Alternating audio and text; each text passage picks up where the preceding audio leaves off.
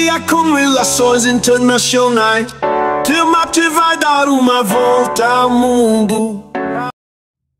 Buenas, que tal? Seja muito bem-vindo ao Mateando com Relações Internacionais. Eu me chamo Mirabô, sou estudante de Relações Internacionais na Universidade Federal do Rio Grande do Sul e este é mais um bloco do Bombeando para o Mundo, no qual nós conversamos um pouco sobre as principais notícias do meio internacional durante essa semana. Para começar o vídeo de hoje, eu gostaria de primeiramente corrigir uma informação do vídeo anterior, no qual eu falei que o míssil lançado pelos russos contra os ucranianos teria sido um míssil balístico intercontinental. Essa era a informação que eu tinha até o momento da gravação, porém, após as autoridades, tanto da Ucrânia quanto da Rússia, confirmaram, na verdade, se tratar de um míssil hipersônico novo da Rússia chamado Oreshnik. A diferença é basicamente velocidade, altitude e capacidade de interceptação. É uma arma nova, mais difícil de ser interceptada pelas defesas antiaéreas que a Ucrânia está utilizando. Bom, então nós vamos começar o vídeo de notícias de hoje falando um pouco sobre o que eu vim até hoje chamando de guerra entre Rússia e Ucrânia, mas que infelizmente parece estar tomando proporções de um conflito generalizado no continente europeu. Então já é possível dizer que de certa forma é sim entre a OTAN e a Rússia, não apenas de forma indireta, como alguns já vinham dizendo no passado, mas de forma cada vez mais aberta. O que nós temos de atualizações, né? Além do da semana passada, que a Rússia passou a reconhecer ser agredida por países da OTAN que forneçam armamento que os ucranianos estão utilizando para atacar a Rússia em seu território, esses ataques continuam com armamentos da França, especialmente, e dos Estados Unidos. E essa semana, Finlândia, Suécia, Noruega, Lituânia, Letônia, Estônia e Croácia passaram a distribuir panfletos para a sua população para se prepararem para um contexto de guerra contra a Rússia, para como agir em uma situação de conflito militar. Ao mesmo tempo, o chefe do Comitê Militar da OTAN, o almirante Rob Bauer, pediu que as empresas da Europa se preparassem para a guerra e ajustassem as suas linhas de produção e distribuição para evitar chantagens por parte dos inimigos, citando especialmente a Rússia e a China. Naquela ideia de que, para não estarem suscetíveis a cortes no seu capital, a cortes na sua linha de suprimentos, que eles tenham que se adequar para se tornarem autossuficientes dentro de uma esfera europeia. Enquanto isso, por parte dos ucranianos, eles continuam incentivando, né, o envio de forças e essa necessidade de atacar a Rússia. O comandante-em-chefe ucraniano diz que a vitória é impossível com uma posição defensiva e que é necessário atacar. Particularmente, isso é muito improvável que a Ucrânia tenha chances de vencer essa guerra sozinha, né? Mesmo atacando a Rússia, só aumenta as suas chances de expandir esse conflito, infelizmente.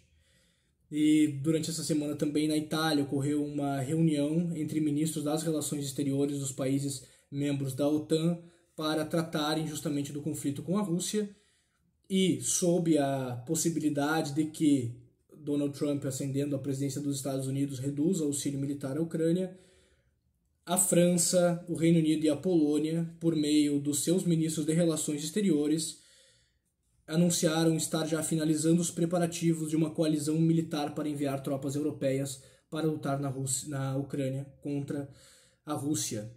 Então, o que nós estamos vendo, infelizmente, é cada vez mais esse conflito indireto se tornar direto. Falando um pouco das consequências para o mundo de um conflito aberto entre a Rússia e os países da OTAN, nós não podemos pensar e correr o erro de imaginar que essa guerra vai acontecer apenas na Europa e as consequências serão para eles e que os demais países, os demais estados do mundo vão poder seguir as suas dinâmicas normalmente, nas suas políticas, a sua vida. Infelizmente, isso não é verdade. Com o mundo interconectado de hoje, tanto na parte da economia, da política e da tecnologia, o impacto de um conflito nessa escala hoje em dia seria muito maior do que o que aconteceu na Primeira e na Segunda Guerra Mundial. Nós precisamos observar o mundo à nossa volta, as tecnologias que nós usamos, os sistemas de informação que nós usamos para o nosso trabalho, para acessar serviços do governo, as polícias, os sistemas de saúde, tudo hoje é computadorizado. E esses sistemas eles não funcionam independentemente. Na verdade, esses sistemas todos, inclusive os aparelhos, o tablet que eu estou usando agora para gravar, o celular, eles todos estão ligados a uma sede, uma rede de banco de dados, uma central, que inclusive fica atualizando ele corriqueiramente. Se para de atualizar, ele sai de utilização, como os aparelhos mais antigos, justamente porque eles dependem estar ligados a essas centrais, que estão justamente na parte norte do globo, a parte que está entrando em conflito. Então, a possibilidade de uma guerra em larga escala na região onde todos esses serviços e essas tecnologias, esses sistemas estão centralizados, significa a possibilidade de abalar todo o funcionamento dos demais estados, todo o funcionamento da economia internacional, importações, exportações, o fornecimento de serviços de saúde, de policiamento, as redes de defesa. Pode desestabilizar a estrutura dos próprios governos que dependem dessas tecnologias de comunicação, de armazenamento de dados para poder funcionar. Então, é um momento em que não apenas a Europa está correndo um risco, mas todo o mundo está correndo um risco de desestruturação da estrutura que mantém esses estados funcionando e se organizando hoje. E é claro que não seria um desmantelamento gradual, seria na verdade um choque no qual esses sistemas possam vir a pagar caso as centrais, os sistemas de comunicação, de transmissão dessas tecnologias venham a ser afetados com o conflito. Indo para o Oriente Médio, nós ficamos sabendo essa semana do anúncio de um cessar-fogo entre o Hezbollah e Israel, que era o conflito que estava acontecendo no sul do Líbano.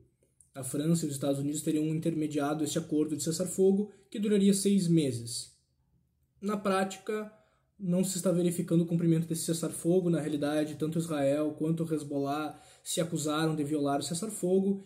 E ontem, na quinta-feira, dia 28 de novembro, Israel já admitiu ter atacado veículos que estavam se aproximando da região onde esse cessar-fogo teria sido decretado, que teria considerado como suspeitos. Ou seja, na prática, nenhum dos dois lados confia no outro quanto ao cumprimento do cessar-fogo, então ele acaba não se concretizando. Os conflitos diminuíram, não estão mais aquele conflito aberto, mas violações do cessar-fogo estão ocorrendo, logo ele não tem essa mesma validade, a probabilidade de que ele se esfacere e os conflitos em larga escala voltem é muito alta. Outra notícia que vem do Oriente Médio, agora vem da Síria. A Síria é um país que tem o seu território dividido e controlado por diferentes grupos, entre eles o Estado Sírio, que é comandado por Bashar al-Assad, e essa semana, na verdade neste momento, está ocorrendo um combate pelo controle da cidade de Alepo, que é a segunda maior cidade síria. No momento da gravação desse vídeo, nós ainda não temos notícias sobre o desfecho da disputa entre o grupo rebelde Hayat Tahrir al-Sham e as forças de Bashar al-Assad. Mas parece que as forças rebeldes elas convergiram para Alepo para tentar controlar essa cidade. Voltando a falar do acordo de livre comércio entre o Mercosul e a União Europeia, o parlamento francês essa semana votou e rejeitou o acordo que a Alemanha está pressionando para aprovar. Na realidade, quem vai votar isso é a União Europeia como um todo, mas a França em si já se posicionou como contrária à afirmação do acordo. Inclusive, essa semana nós vimos um deputado francês que comparou a carne brasileira com lixo, e nisso foi respondida pelo presidente brasileiro, Luiz Inácio Lula da Silva, que criticou essa postura dos franceses e elogiou o agronegócio brasileiro, falando que sim, o agronegócio vai continuar evoluindo e que os nossos produtos são realmente de excelência. Ao mesmo tempo, houve uma crise ocasionada pelo CEO do Carrefour, o Alexandre Bompard, que teria anunciado que pelas carnes brasileiras não atenderem aos requisitos de padronização francesa, o que provavelmente na realidade é mais uma pressão por parte dos produtores locais envoltos nessa crise da aprovação do acordo entre a União Europeia e o Mercosul, disse que não vai mais vender a carne brasileira na França, o que ocasionou uma retaliação por parte do agronegócio brasileiro, que anunciou que não vai mais vender carne nenhuma para a rede Carrefour. Nisso, o CEO do Carrefour teve que enviar uma carta ao Ministério da Agricultura brasileiro pedindo desculpas e se reposicionando em relação aos produtores brasileiros. Esse foi o vídeo de notícias de hoje, espero que tu tenhas gostado. Se gostou, deixa o teu like, te inscreve no canal, compartilha o vídeo para que mais pessoas possam ter acesso a esse tipo de informação. Qualquer comentário, discordância, sugestão, deixa nos comentários, eu vou ficar muito feliz de ler e de responder todos eles. Ademais, sigam o Mateando com Relações Internacionais nas outras redes sociais, onde nós também colocamos conteúdo. Serve o teu mate e vem matear com Relações Internacionais. Matear com Relações Internacionais. Teu mate vai dar uma volta ao mundo.